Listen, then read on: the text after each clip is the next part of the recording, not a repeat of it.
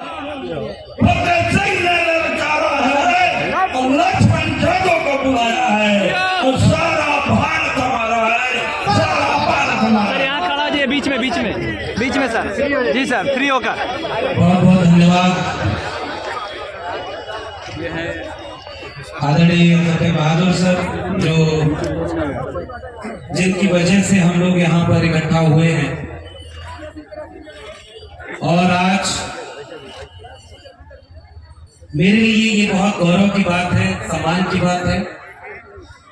बेहद सम्मानित मंच है, बहुत वरिष्ठ लोग बैठे हुए हैं। हमें सभी महिला से आग्रह है, हमें सभी महिलाओं से आग्रह की कामयाबी मंच से कम होती है, मंच के सामने जो लोग बैठे होते हैं उनसे ज्यादा होती है। तो इसलिए मैं किसी का नाम लिए बगैर, क्योंकि वक्त बहुत ज्यादा हो गया है, मैं सीधे इस बात पर आ रहा हूं कि हम जैसे लोग इस बात को समझते हैं कि असल में लड़ाई विचारधारा की है। असली लड़ाई विचारधारा की, किसी नेता के खिलाफ, किसी पार्टी के खिलाफ हमारी लड़ाई नहीं है। हमारी लड़ाई कलम और किताब बचाने की है। और मैं शुक्रिया अदा करता हूं फतेह बहादुर जी का, और उससे ज्यादा शुक्रिया उस राजनीतिक दल का करना चाहता हूं जो अपने विधायक के साथ कंधे से कंधा मिलाकर खड़ा है और उन्होंने हिम्मत दी। एक शेर बड़ा मौजू है कि जुल्म के साए में लब खोलेगा कौन, और हम भी चुप रहे तो फिर बोलेगा कौन। इसलिए मैं पूरी तरह से इस बात की, इस लड़ाई के, इस वैचारिक लड़ाई के साथ खड़ा होने आया।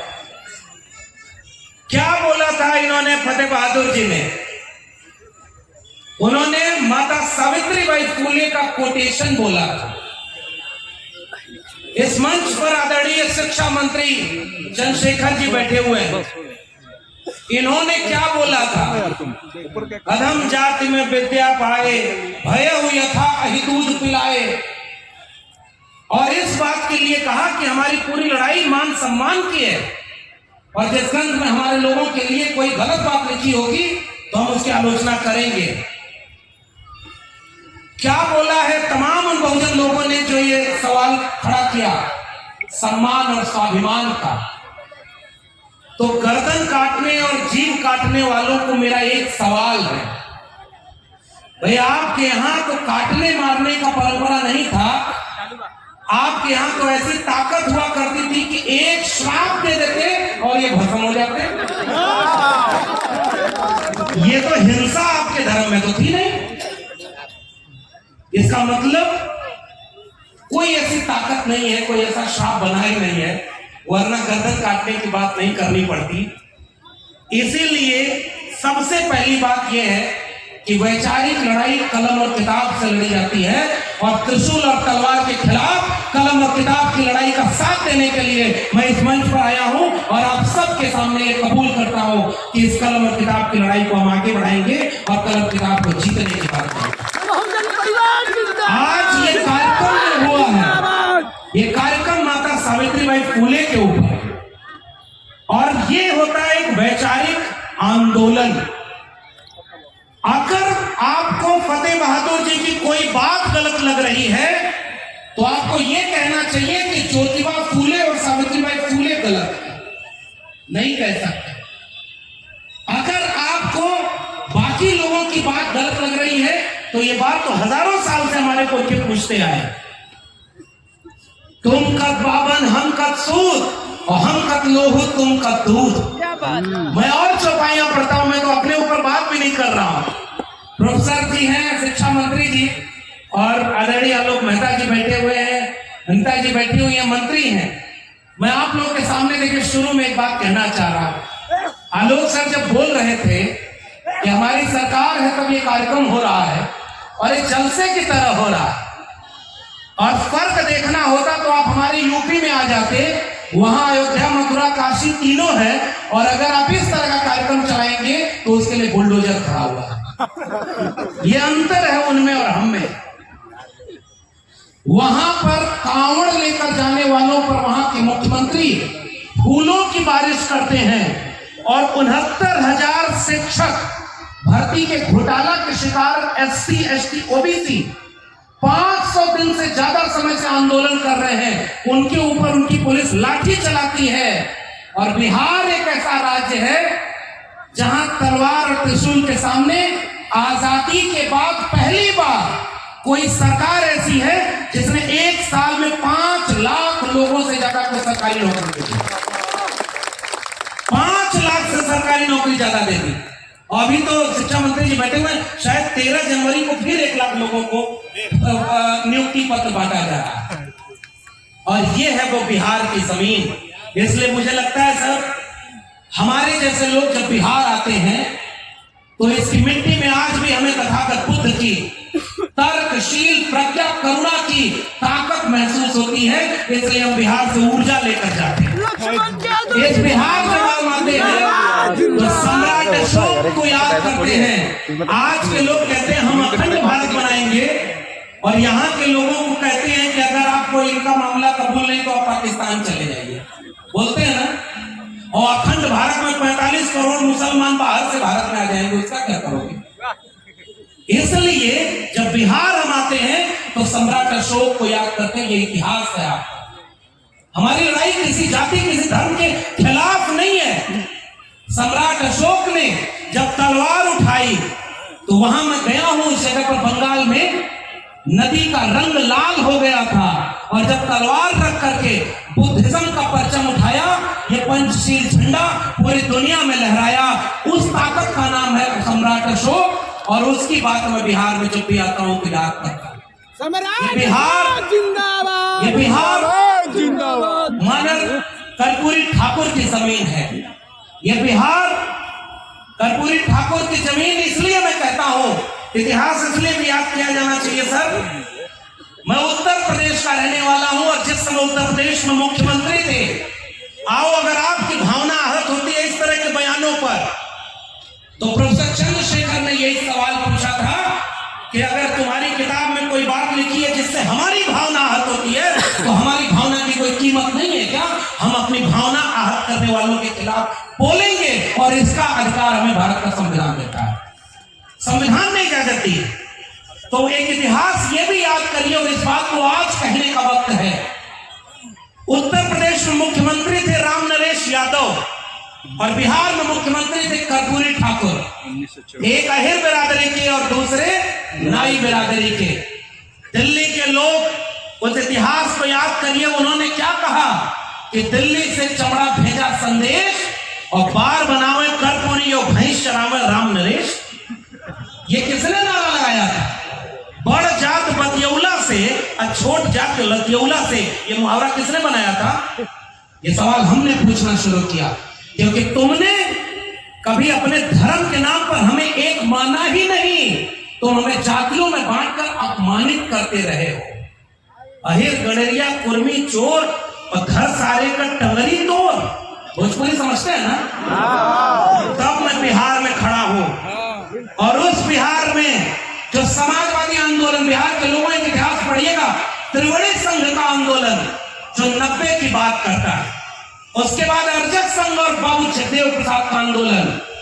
ये आज के नौजवान जितने यहाँ आए हैं सेल्फी खिंचाने, मैं उनसे कहना चाहता हूं, पुराने लोग तो उस इतिहास के गवाह हैं, नौजवानों को आज पता ही नहीं कि धर्म की अफीम क्यों चटाई जा रही है, क्योंकि आपसे आपका इतिहास कोई पढ़ने नहीं देना चाहता है। बाबू जगदेव प्रसाद, महामना रामस्वरूप वर्मा, उनके नारे को याद करिएगा, जिसमें समता की चाह नहीं वह बढ़िया इंसान नहीं, समता बिना समाज नहीं, बिन समाज जनराज नहीं, और जो जमीन को जोते बोए वो जमीन का मालिक होए, ये नारा लगा था। और समाजवादी जगह है ये भाई। बिहार के लोगों, आपसे ऊर्जा लेने के लिए मैं इस इतिहास को याद कर रहा हूं। क्या बोला था उन्होंने? 2 बातें हैं मोटी मोटी, हमें चाहिए इज्जत और रोटी। हमारी लड़ाई इज्जत और रोटी की लड़ाई थी। जितने लोगों ने ये लड़ाई लड़ी है वो इज्जत और रोटी की लड़ाई। तो समाजवाद का नारा था, मिटे गरीबी और अमीरी, मिटे चाकरी और मजबूरी, रोटी कपड़ा सस्ती हो और दवा पढ़ाई मुफ्ती हो। वो नारा जब आगे बढ़ा, उन्होंने क्या लिखा उस नारे में? कि ब्राह्मणवाद की क्या पहचान, हित पिट बोले करे न काम, और मानववाद की क्या पहचान, ब्राह्मण भंगी एक समान।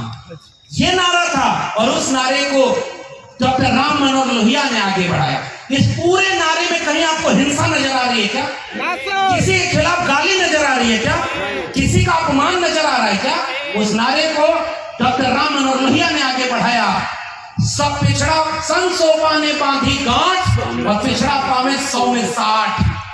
और उस नारे को बाबू जगदेव प्रसाद और रामचंद्र वर्मा ने आगे बढ़ाया कि 100 में 90 शोषित हैं, शोषितों ने ललकारा है, धन धरती और राजपाट में 90 भाग हमारा है, 10 का शासन 90 पर नहीं चलेगा, नहीं चलेगा। किसी के खिलाफ भी लड़ाई है क्या? ये लड़ाई आपके हक अधिकार की लड़ाई नहीं है। और उस नारे को जब आगे बढ़ाया तब उन्होंने कहा कि जो जमीन को जोते बोए वो जमीन का मालिक होए, राष्ट्रपति का बेटा हो या चपरासी की हो संतान, और टाटा बिरला अंबानी हो, सबको शिक्षा एक समान। सबको शिक्षा सबको काम, वरना होगी नींद हराम। शिक्षा पर जो खर्चा हो बजट का 10वां हिस्सा हो, और सबको शिक्षा दे न सके जो, वो सरकार निकम्मी है। और जो सरकार निकम्मी है वो सरकार बदलनी है। ये हमारी लड़ाई है, शिक्षा की कलम और किताब की लड़ाई है।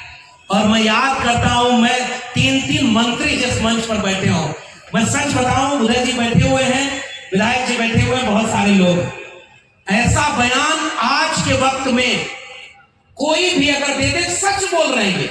डॉक्टर अंबेडकर को कोट करे, सावित्रीबाई फुले को कोट करे, उनकी पार्टियां उनसे कहती हैं कि ये उनका निजी बयान है, हम इनसे सहमत नहीं है, हम सबका सम्मान करते हैं।